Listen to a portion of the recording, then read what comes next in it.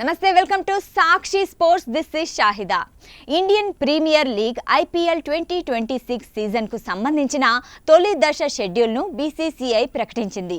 మొదటి దశలో మొత్తం 20 మ్యాచ్లు నిర్వహించనున్నారు.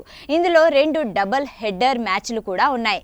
మిగిలిన మ్యాచ్ల షెడ్యూల్ను అస్సాం, పశ్చిమ బెంగాల్, తమిళనాడు వంటి రాష్ట్రాల్లో జరిగే అసెంబ్లీ ఎన్నికల ప్రకటన తర్వాత విడుదల చేయనున్నట్లు BCCI తెలిపింది.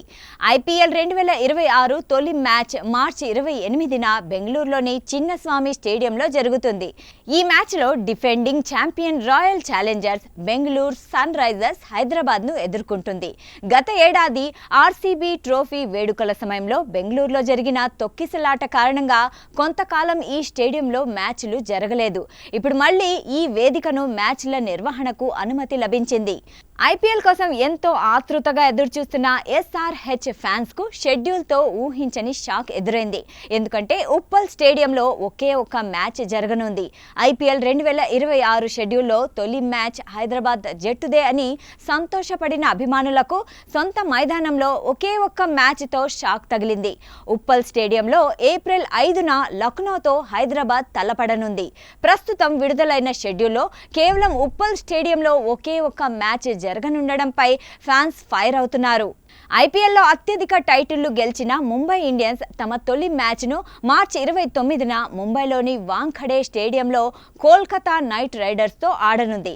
మరోవైపు చెన్నై సూపర్ కింగ్స్ తమ మొదటి మ్యాచ్ను గువాహటిలో రాజస్థాన్ రాయల్స్తో ఆడుతుంది.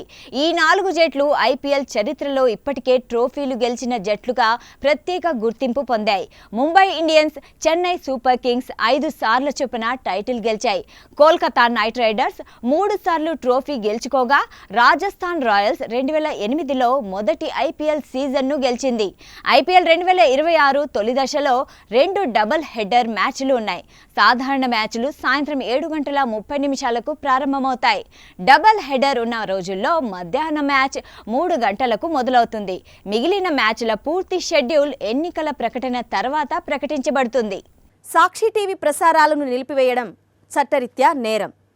సాక్షి టీవీ ప్రసారాల కోసం మీ స్థానిక కేబుల్ ఆపరేటర్ని వెంటనే సంప్రదించండి.